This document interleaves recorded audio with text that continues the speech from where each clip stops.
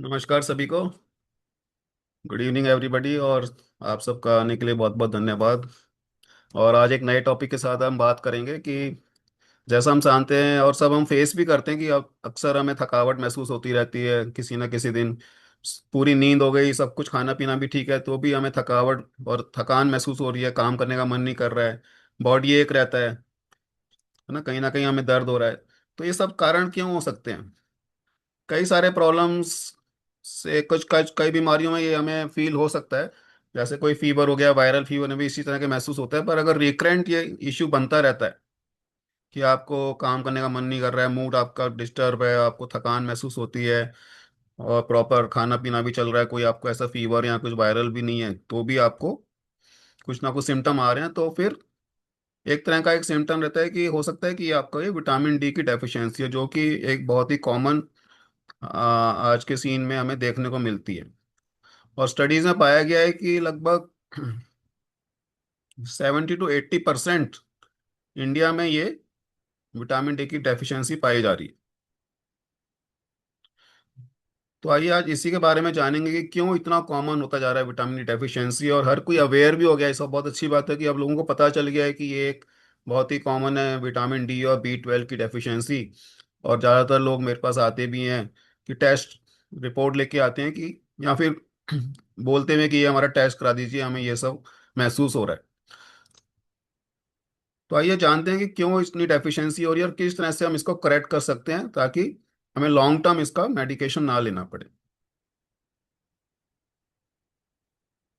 तो ये सब हम जानते हैं कि हमें हमेशा थकान महसूस हो रही है, बॉडी एक हो रहा है, बार बार हमारा इम्यूनिटी टर्म लो हो रहा है, तो इन्फेक्शन कैच कर रहे हैं, बार बार वायरल हो रहा है ना कुछ प्रॉब्लम चलती रहती है, पेट बार बार खराब हो रहा है, और लो एनर्जी रहती है कि काम करने में मन नहीं लग रहा है, इवनिंग को एकदम थकान महसूस हो रही है, ऑफिस से आके एकदम आपको लग रहा है कि अब बस सो जाएं या लेट जाएं। तो ये सिम्टम हमें कॉमन देखने को मिलते हैं। और इतना एपिडेमिक क्यों फैला हुआ है विटामिन डी डेफिशिएंसी का? तो इसका ऐसा नहीं कि विटामिन डी डेफिशिएंसी के कारण ये सारे सिम्टम आ रहे हैं। एक मोस्ट कॉमन कारण ये विटामिन डेफिशिएंसी बना हुआ है इन सब सिम्टम्स का। अब क्यों एपिडेमिक हो रहा है? इन आप देख रहे हैं कि इंडिया में सनलाइट तो बहुत ही भरपूर मात्रा में मिलती है, और बहुत कॉमनली हम फेस भी करते हैं डेली। अबंडेंट सनशाइन है हमारे देश में।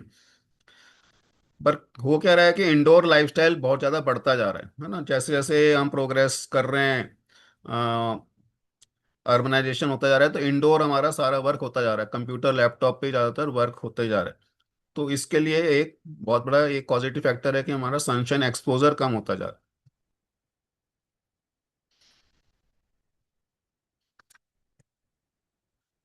और विटामिन डी करता क्या है? तो सबसे पहले यह है कि सनलाइट से हम बॉडी को एक्सपोज होता है, तो हमारी स्किन में विटामिन डी फॉर्मेशन होता है, एक नेचुरल प्रोसेस है, और बहुत बिल्कुल ही फ्री हमें मिल जाता है विटामिन डी। और विटामिन डी फिर हमारा बॉडी में अलग अलग सेल्स में जाता है, और हर बॉडी के हर सेल में इसके रिसेप्टर होते हैं, वहाँ पे एक्ट करता है। तो इतना इंपॉर्टेंट एक ये एक विटामिन बोलते हैं, पर ये हार्मोन की तरह एक्ट करता है, इसके बहुत सारे इंपॉर्टेंट फंक्शन रहते हैं। एक इसमें देखें कि सनलाइट से हमारा स्किन में जैसे हम एक्सपोज होते हैं, तो विटामिन डी फॉर्मेशन स्टार्ट होता है, फिर वो वहाँ से लीवर में जाता है, वहाँ पे उसका प्रोसेस स्टार्ट होता है, लीवर में स्टोर भी होता है विटामिन डी, फिर एक्टिवेट होता है किडनी में, और किडनी से फिर एक्टिव विटामिन डी सर्कुलेशन में आता है, और फिर हमारे हर ऑर्गन और हर सेल में जाता है, जहाँ पे उसका फंक्शन स्टार्ट होता है। तो इतना इंपॉर्टेंट है विटामिन डी का, और आप देखते हैं कि इतना लंबे प्रोसेस से हमें विटामिन डी मिलता है। तो ये भी एक फ्लो डायग्राम है कि हमारा को लीवर और सबसे ज्यादा एक्टिव फॉर्म हमारा किडनी से बनता है। तो ऑब्वियसली बात है, अगर लीवर और किडनी इन्वॉल्व हैं इसके एक्टिव फॉर्म बनाने में, तो कुछ भी प्रॉब्लम होगी, अगर लीवर की हमारा फंक्शन प्रॉपर नहीं हो पा रहा है या किडनी की प्रॉब्लम हो रही है, तो हम विटामिन डी डेफिशिएंसी हो जाएगी, और in spite of giving proper sun exposure उसकी डेफिशिएंसी मेंटेन रहेगी। और दो तरह के विटामिन डी हम देखने का, विटामिन डी 2 भी होता है, डी 3 होता है। डी 2 यूजली हमें प्लांट बेस्ड ओरिजिन्स में रहता है, और ये ज़्यादातर हमारा फूड आइटम से मिल भी जाता है। बट ये लेस पोटेंट रहता है, बहुत ज़्यादा एक्टिवली इसका फंक्शन बॉडी में नहीं हो पाता है। तो मेन जो हमारा बॉडी में फंक्शन करता है वो विटामिन डी 3 करता है, और ये हमारा एनिमल सोर्स या फिर सनलाइट एक्सपोजर से हमारे बॉडी खुद ही प्रिपेयर करती है। और फूड आइटम्स में यूजली ये अवेलेबल नहीं रहता है, तो एनिमल सोर्स जैसे एग वगैरह में ये अवेलेबल रहता है। इसके बारे में डिस्कस करेंगे आगे। और यही एक प्रिफर्ड एक करेक्शन का एक मैटर है कि इसी को हम करेक्ट करना होता है, D3 लेवल को।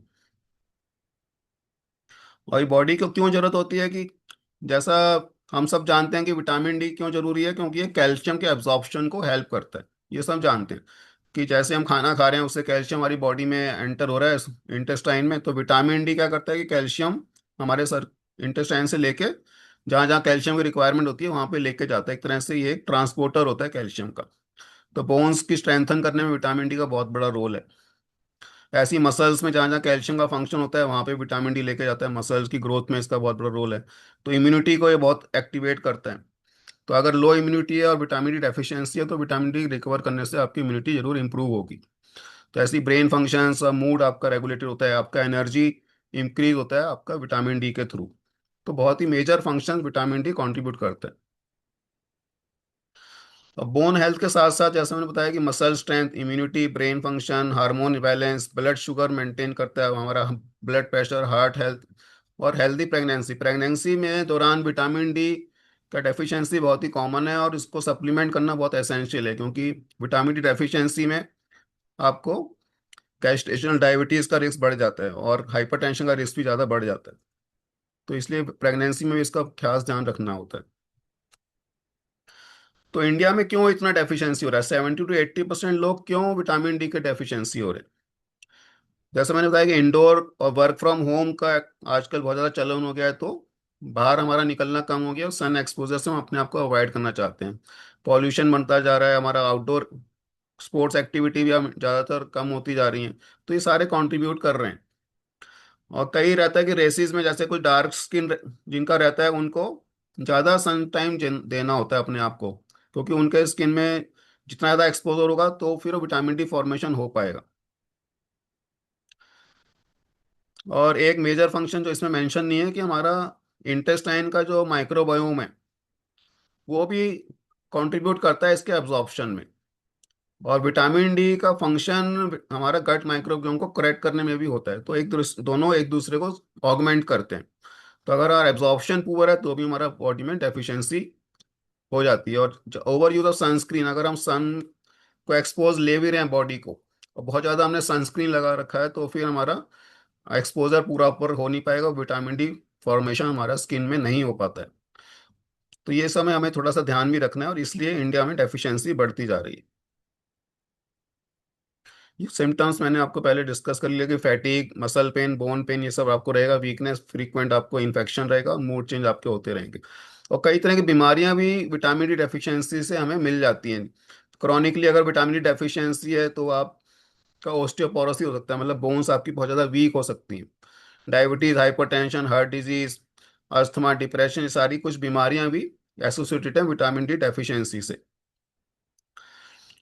और हर एज ग्रुप का इंडिविजुअल इससे अफेक्ट हो सकता है। Elderly, women, worker, students, pregnant women, high body weight है जिनका, उसको और ज़्यादा रिस्क हो जाता है, क्योंकि जो भी एक्सेस विटामिन डी है हमारा फैट में स्टोर हो जाता है। तो vitamin D is fat soluble vitamin. तो फैट के थ्रू ये सॉल्युबल रहता है। तो जैसे अगर बहुत ज़्यादा ओबीज पर्सन है तो वहाँ पे जहाँ जहाँ फैट रहेगा वहाँ पे ये स्टोर हो जाएगा और आपको सर्कुलेशन में, ब्लड टेस्ट में डेफिशिएंसी इसकी दिखाई देगी। और लंबे समय तक अगर हम इसको ट्रीटमेंट नहीं ले पा रहे हैं, करेक्ट नहीं कर रहे हैं, तो हमारी बोन्स काफ़ी वीक हो सकती हैं। हमारा गिरने का रिस्क बहुत ज़्यादा बढ़ जाएगा, उससे फ्रैक्चर हो सकता है बोन्स अगर वीक रहेंगी। तो हम देखते हैं कि एल्डरली एज ग्रुप में थोड़ा सा ही फिसले और एकदम बोन का फ्रैक्चर हो गया। तो इसलिए होता है क्योंकि उनकी बोन्स ऑस्टियोपोरोटिक हो जाती है क्रॉनिक डेफिशिएंसी के कारण। मसल्स आपकी वीक रहेंगी, मसल आपकी बोन्स को सपोर्ट नहीं कर पाएंगे, जॉइंट्स को सपोर्ट नहीं कर पाएंगी, तो जॉइंट पेन का रिस्क बहुत ज़्यादा बढ़ जाता है। तो इस तरह से काफ़ी सारे मेजर इंपॉर्टेंट फंक्शंस हमारे हैम्पर हो जाते हैं विटामिन डी डेफिशिएंसी से। तो immunity, muscles, mood, general health, ये सारी हमारा रेगुलेट करता है। सिर्फ बोन्स की हेल्थ के लिए विटामिन डी जरूरी नहीं है। कैसे हम डायग्नोज लगा सकते हैं विटामिन डी डेफिशिएंसी है? जैसे सिम्टम्स अगर लंबे समय से चले आ रहे हैं आप कंसल्ट कर सकते हैं डॉक्टर, और आजकल तो आप डायरेक्टली भी लैब के थ्रू टेस्ट करा सकते हैं। ये सिंपल सा ब्लड टेस्ट से आपका लेवल करेक्ट है कि नहीं आप पता लगा सकते हैं। और अगर डेफिशिएंसी है तो हम उसका ट्रीटमेंट प्लान कर सकते हैं। तो ट्रीटमेंट में भी बैलेंस्ड अप्रोच हमें रखना है। सनलाइट को हमें आपको एक्सपोज करना है।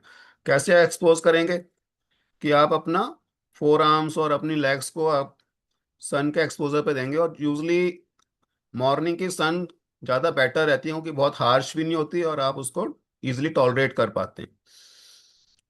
और कुछ फूड आइटम जिसमें आपका विटामिन डी अच्छा रहता है तो वो आप उस डाइट में इंक्लूड कर सकते हैं। जैसे आप एग के योक में विटामिन डी अच्छा रहता है, वो आप ले सकते हैं।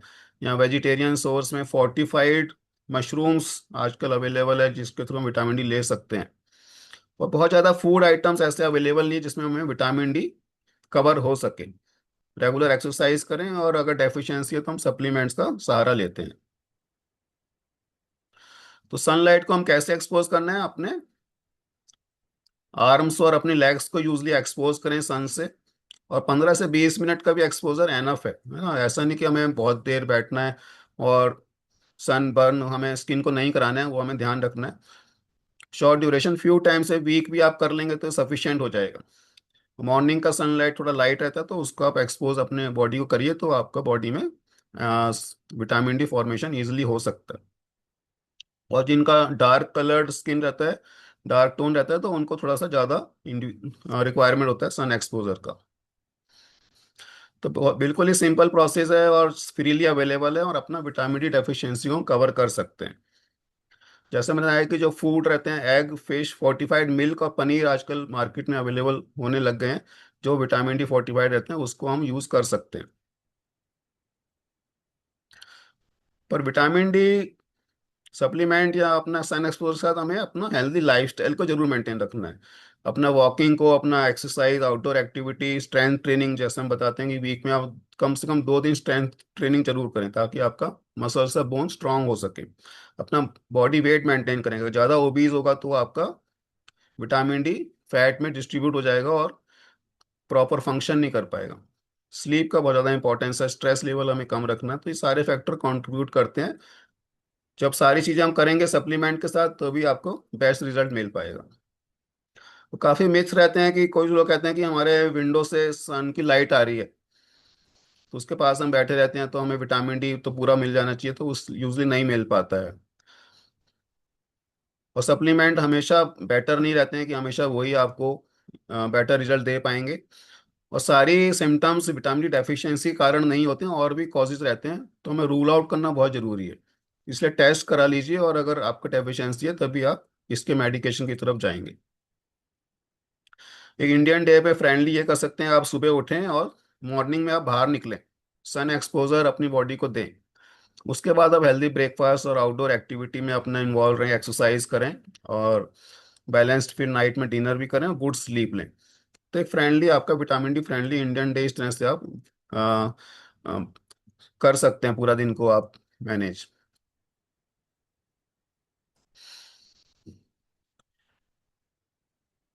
तो आप विटामिन डी फूड को अपना वीकली डाइट में जरूर इंक्लूड करिए।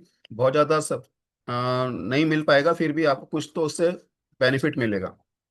और सनलाइट का एक्सपोजर बहुत ही जरूरी है, और सनशाइन से ही हमें विटामिन डी मिल सकता है। आउटडोर वॉकिंग जरूर उसको आप प्रेफरेंस दीजिए।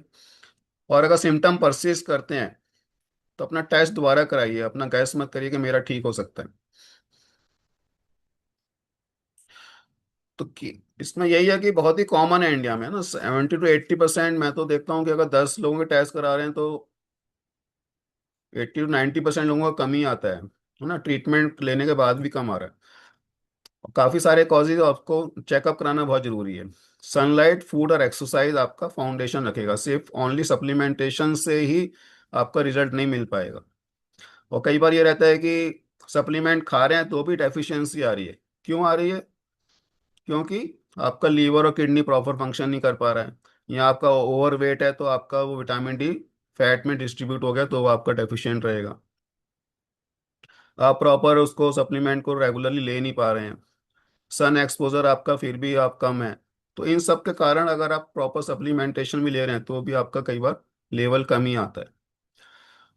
फिर एक बात ये भी आती है कि कब तक हमें सप्लीमेंटेशन लेना है। जैसा कि हम सब जानते हैं कि पाउच वगैरह हम आते हैं 60,000 यूनिट्स का वीकली यूजली हम इंक्लूड करते हैं विटामिन D3 का सप्लीमेंटेशन। और जैसा मैंने बताया फैट सॉल्युबल विटामिन होता है, तो इसको यूजली हम एसेंशियल फैट के साथ लें तो बहुत अच्छा रहेगा। जैसे हम मिल्क में यूजली कहते हैं कि उसको डिजोल्व करके ले सकते हैं, मिल्क का फैट उसके एब्जॉर्प्शन को हेल्प करता है।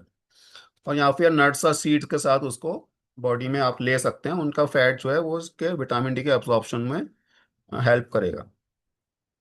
और यूजली प्रोटोकॉल ये रहता है कि आप 2 महीने तक इसको वीकली आप अपनी डाइट में इंक्लूड करिए, आप सप्लीमेंट लीजिए और उसके बाद उसको मेंटेनेंस रख सकते हैं। 600 to 800 इंटरनेशनल यूनिट डेली ले सकते हैं, या फिर आप मंथ में एक बार 60,000 यूनिट्स ले सकते हैं। तो इस तरह से मेंटेन मेंटेन रहेगा। बहुत ज़्यादा ओवर हमें सप्लीमेंट लेने की लॉन्ग टर्म से लिए जा रहे हैं बिना टेस्ट के, तो उससे भी ये रहता है कि उसका ओवर टॉक्सिसिटी हो सकती है। ज़्यादा आपका विटामिन D बॉडी में रहेगा तो कैल्शियम के स्टोन्स आपका बनने का टेंडेंसी बन जाएगी, किडनी डैमेज हो सकती है और भी कुछ प्रॉब्लम्स हो सकती हैं। तो इसलिए 3 महीने के बाद यूजली आप रीचेक करा सकते हैं कि मेरा विटामिन D इंप्रूव हुआ है कि नहीं हुआ। और अगर आपका इंप्रूव हो गया तो आप मेंटेनेंस कर सकते हैं उसको, बीच बीच में आप स्टॉप कर सकते हैं। तो इस तरह से यूजली प्रोटोकॉल रहता है कि आप उसको सप्लीमेंट को किस तरह से यूज़ करें। और बाकी एब्जॉर्प्शन में गट माइक्रोबियोम का बहुत बड़ा रोल है, तो हमारा गट हेल्थ बहुत इंपॉर्टेंट है इसमें, विटामिन D के एब्जॉर्प्शन में। जो भी हम खाना पीना खा रहे हैं, अगर डाइट से ले भी रहे हैं, एग से ले भी रहे हैं, फोर्टिफाइड मशरूम्स भी खा रहे हैं, पता चला तो भी एब्जॉर्प्शन नहीं हो पा रहा क्योंकि हमारा गट माइक्रोबियोम रिस्टोर नहीं है। और विटामिन D क्या करता है कि हमारा गट की जो लाइनिंग है उसको स्ट्रेंथन करता है ताकि आपका न्यूट्रिएंट एब्जॉर्प्शन प्रॉपर हो। तो विटामिन D डेफिशिएंट है तो आपका गट लाइनिंग डिस्टर्ब होगा, जो लीकी गट आपका चांसेस बढ़ जाते हैं, तो उसको भी आपका ये विटामिन D प्रिवेंट करता है। तो काफ़ी ज़्यादा मेजर फंक्शन है इसका, हमें बहुत ही ध्यान रखना है और अपना बॉडी को सन एक्सपोजर जरूर देना है ताकि हम प्रॉपरली इसको फ्रीली अवेल कर सकें। यही मेरा आज का मैसेज था जो मैं आप सबको देना चाह रहा था। वो सबको आपको नॉलेज मिला होगा, और कोई कुछ पूछना चाहता है तो they can raise their hands and I will invite you.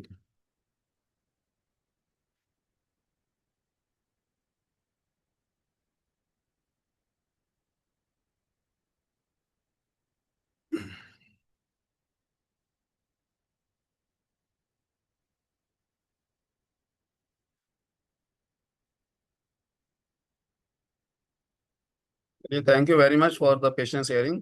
Next week फिर बात करेंगे किसी और इम्पोर्टेंट टॉपिक के पास। Thank you very much. Thank you.